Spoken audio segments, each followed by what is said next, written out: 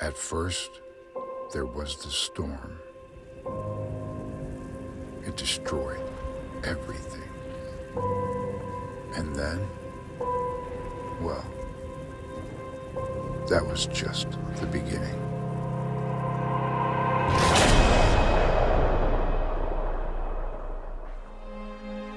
When those from above sought refuge beneath the surface, they were exposed to something even worse than the storm.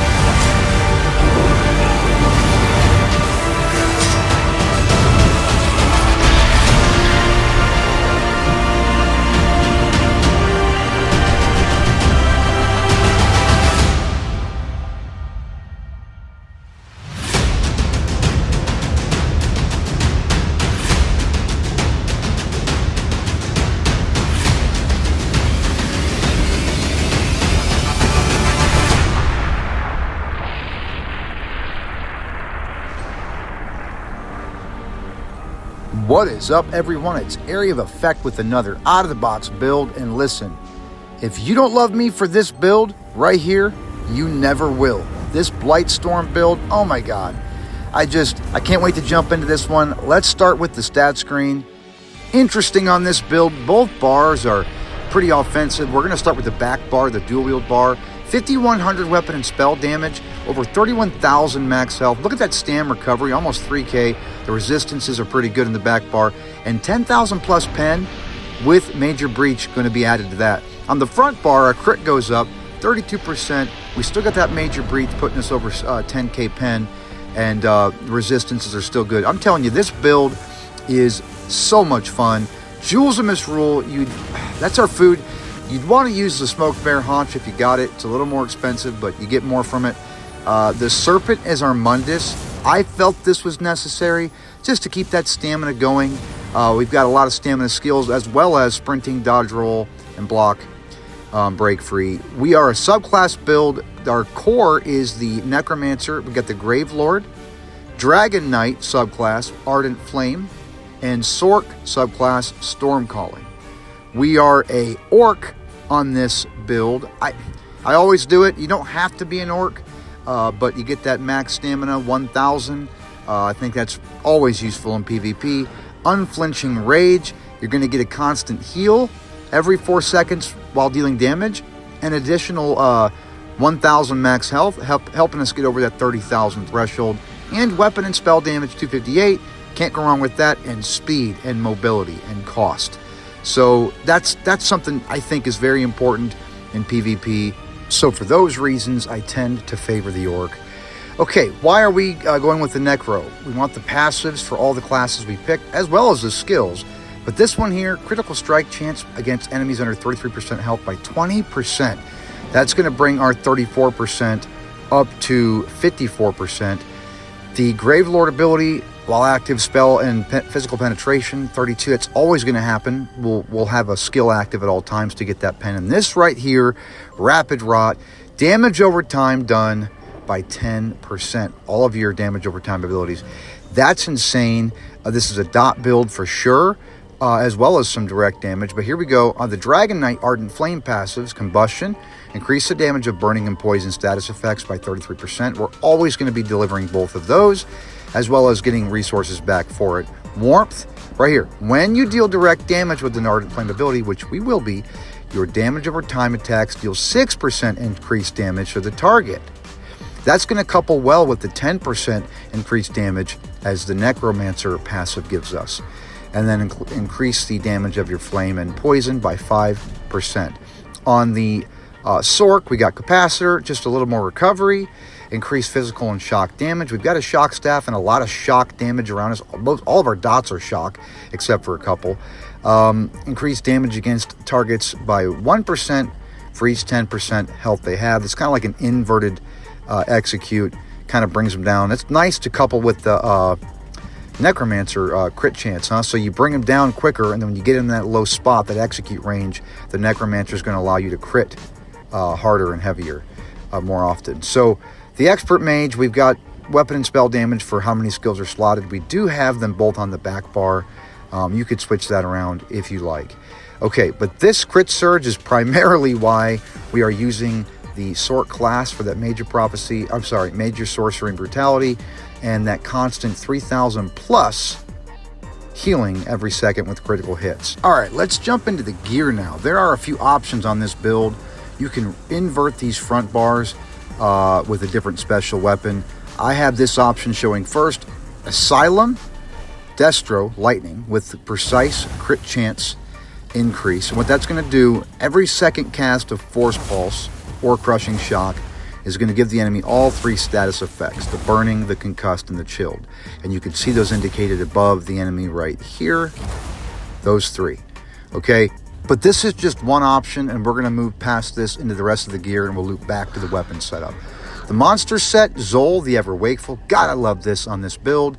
Max Stam, when you break free, release a wave of Watcher energy. It's like a lightning pulse. It fears everybody around you for 3 seconds, and you gain 33 weapon and spell damage for every enemy around. There it is. Look at, I got feared. I returned that fear. You get these little tentacles on your back. It's pretty sweet. And it fears all the enemies, and your weapon and spell damage is buffed. Up to 7 people. Up to 6 people for 7 seconds, which is over 200 weapon and spell damage. So I just love that. There is an option. A really strong offensive monster set on this build is Marzlock. As many status effects as they have on them, when you heavy attack, you breathe a blue wave or blue like cone of smoke, and they have a huge dot. It doesn't even have to be just your status effects. But anyway, the first 5-piece set we're going to talk about, Azure Blight. Look at all that weapon and spell damage on this build. 3 stacks of that. And then damage over time is pretty much add a stack of Azure Blight. Once you reach 20, okay, they will blow up for disease damage, 2777, which that can be buffed up when I'm just sitting here. If I buff up, that'll go up. But what happens is you deal damage over time, and they get stacked. See that blue square above that's like ticking? Now let me go back to the tooltip now, by the way, because I'm buffed. 3634, but it increases by 150% per additional target. So that's going to be, look at, there's the white pop at the top, 13.5, 13.5. Now it's going off each one of these guys, but it hits all of them, so it hits the other 2. But how you count those stacks up to 20 is that blue square counting up to 20. And we've got so many dots that we load them up with. And my God, this set actually, I think, malfunctions in PvP. Because in PvP, not in duels that'll take place in the towns of Cyrodiil or Tamriel, but in PvP like Battlegrounds, this set like procs the Azure Blight explosion every second or every 2 seconds, and it's not supposed to. It's like you don't gain the stacks, but they just keep popping, and you'll see that in my PvP clips. It's a little bit of a exploit, I guess, but hey, you got to do what you got to do when you can, right? You got to fight the meta. But anyway, so these blue explosions, even when done legitimately, pop all the time. And look at this. The second 5-piece set we're going to go into is another proc set that's actually going to add stacks, and it's not supposed to do that.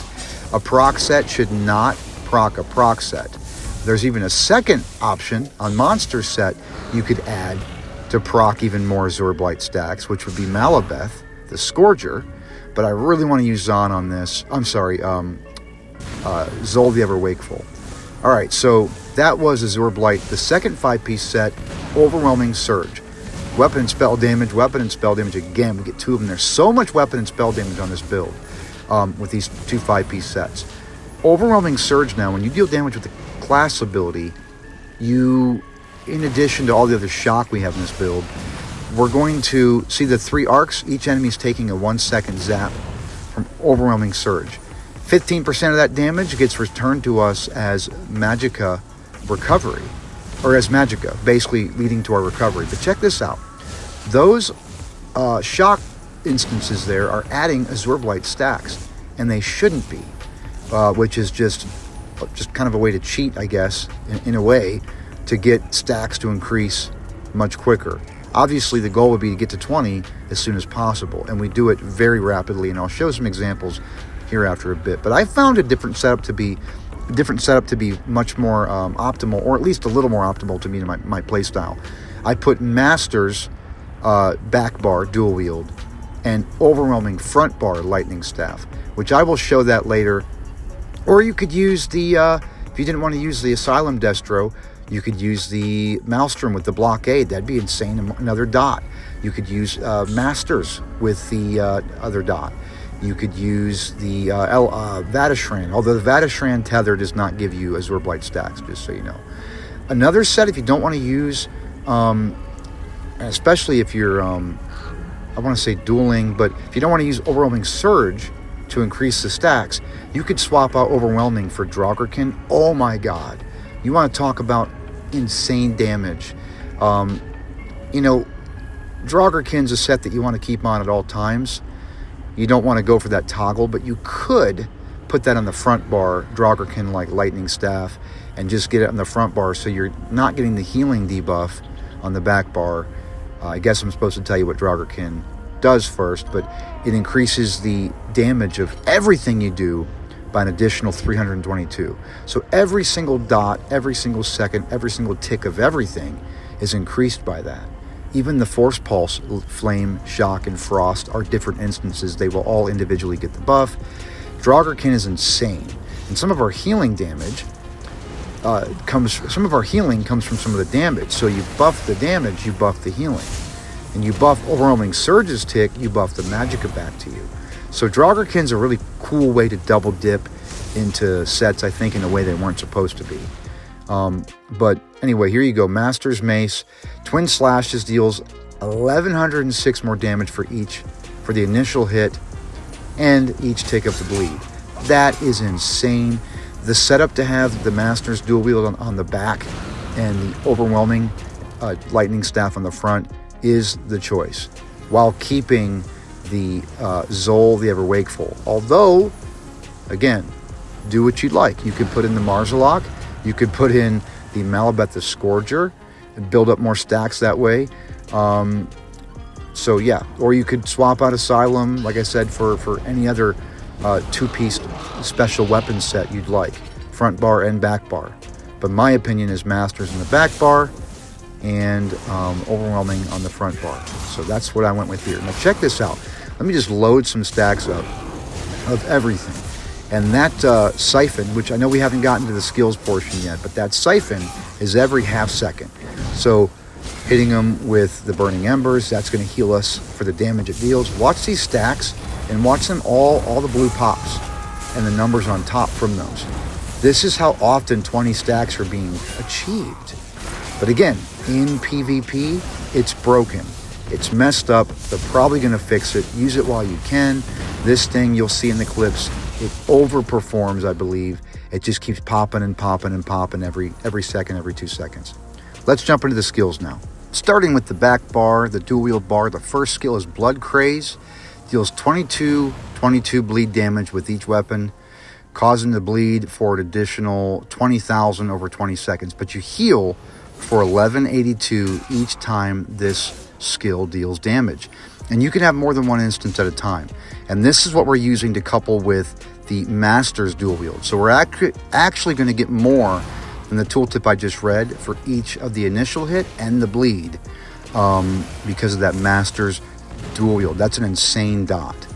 Resolving Vigor is our next skill. It's a stamina heal, 17,000 plus over 5 seconds. And it's going to give us minor resolve, increasing our physical and spell resistance by almost 3,000. And it's a big beefy heal. We got the blue skill style to go along with this build, and the blue breath as well we're about to get into. Everything's blue. Up a D, up a die. Burning Embers from the Dragon Knight class. Oh my gosh. 4333 up front. 28, almost 30,000 over 24 seconds. They get the burning status effect in the bottom there, you see that? But you heal for 102% of the damage this ability causes. Again, more than one instance can happen at a time. You could lay this on 3 enemies, 1, 2, 3, as well as Blood Craze, and you get, that's 6 healing over times right there, just passively, constantly coming. Let alone Crit Surge we haven't got into yet, but it is insane. Those 2 skills in the back bar, like I said, a lot of offensive power. Remember, we're over 5,000, 5,100 weapon and spell damage, and like 16,000 pen on the back bar. And Draugr can take those numbers even further. Anyway, next skill, Crit Surge. Weapon and spell damage increased by 20%. Gives us our major brutality and sorcery. While active, dealing critical damage heals you for 3366 every second. That's a lot of passive healing to add to what we just talked about already.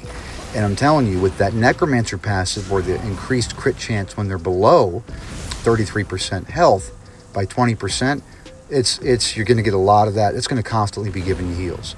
Boundless Storm, it's a area of effect around you, 2375 shock every 2 seconds for 30 seconds. Major Resolve, Major Ward for our physical and spell resistance increase, and Major Expedition, really zip around pretty quick for a few seconds. But another way to proc Azure Blight stacks, in addition to Overwhelming Surge and Mystic Siphon. I love how fast you are when you cast that, getting that major Expedition. So much shock AoE everything shock AoE giving stacks of Azure Blight as well. Everything blue, again, Blightstorm. On the back bar, Temporal Guard. While it's slotted, it's a Sigil Order skill. While it's slotted, we get minor protection, but you can cast this right there, and it returns you, your resources, and your location back to where they were 4 seconds ago. It's just a great way to kind of respond to some heat. On the front bar, Crushing Shock, Flame, Frost, and Shock damage, interrupts and sets off balance. You could do Force Pulse with all these status effects and all these dots going on. You could do Force Pulse to have that thing bounce around, but I do like the interrupt, and you'll see its efficiency and its value in PvP when people are trying to, Jesus beam you and do different things that are cast time abilities. Mystic Siphon, okay, almost 30,000 shock damage over 20 seconds. We get Major Savagery and Prophecy. That's where we get our crit buff. 150 magic health and stamina recovery while we're siphoning. While it's slotted, we get an increase by 3% of our damage done. Now this thing ticks every half second. I just love this skill, especially with building Azure Blight stacks. It's one of the fastest ticking damage abilities that the game has to offer. So a great way to increase that, and it's shock. Noxious Breath, our Dragon Knight skill, 6671 poison damage up front, okay? Deals almost 20,000 poison damage over time, 24 seconds. Gives them the poison status effect, okay? And then gives them Major Breach. And it's an AoE, you see it's hitting all of them. And it's blue. It's just like blue Blight Breath, okay? Another reason why I didn't have to go with Marzalok, I've already got blue breath. But just another damage over time, a damage up front, and a debuff. Healing Soul, okay, this is a big heal. Heal for 10,766. Once every 3 seconds, increase your, this is the class mastery. Basically, it's going to create a soul on the ground. If we don't have one there, I just created a couple. You see that while you're in combat. But it also increases your max resources. Oh, and on that scribed skill, we picked Major Vitality, increasing our healing received and damage shield strength by 12%, which is going to really help mitigate Draugr if you use that anyway, so don't worry about that healing debuff. Sacrificial Bones, this skeleton jumps and bombs you. You get a buff for 20 seconds. It's going to increase your necromancer abilities and damage over time effects by 15%. Okay, now we don't throw skulls. You could get rid of Force Pulse, by the way, and throw skulls, and maybe I should, but I didn't. But that 15% is going to couple well with the Necromancer's 10% passive, the Dragon Knight's 6% passive, and all these dots. And the Masters even the Blood Craze increased by the Masters. We got buffs on our dots, and our dots are adding stacks to another proc set. It's insanity, and those dots are in a lot of cases healing us. So this is just why passively the healing power and offensive power simultaneously, it's almost not fair. Dawnbreaker of Smiting is the ultimate on our front bar. Basically 13,000 plus damage right up front. It's going to stun them. It's an AoE, and you get a big juicy dot every 2 seconds after the initial slam, which, by the way, also while slotted will passively give us a weapon and spell damage buff when you look at the Fighter's Guild passive. But yeah, and those damage over time ticks of the Dawnbreaker will also add stacks as well. Another AoE that's going to give us direct damage up front and then a dot on the back end.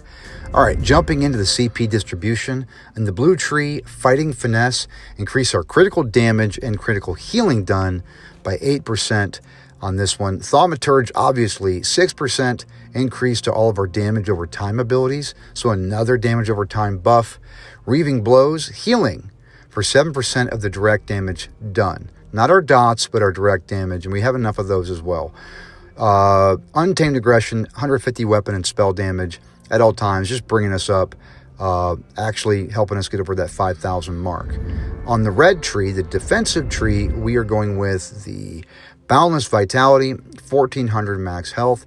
That couples well as an Orc and a Necromancer for those health buffs.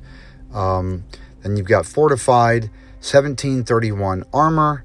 That's going to help increase our physical and spell resistance, just constant damage mitigation. Sustained by suffering, 150 magicka health and stamina recovery while under the influence of alcohol. No, I'm just kidding. A negative effect. Or alcohol. Anyway, movement speed, 10%. Celerity, again, that couples well with being an orc. And then Boundless Storm with the major expedition. We got a lot of speed on this build. But right now, let's just take a second. I know. I feel it too. It's like things just aren't the same anymore. It's like every day on the news, there's some new story, some new heartbreak, some new tragedy. And you think you just turn off the news and it's going to go away, but it's on Facebook. Your friends talk about it. Your family fights about it.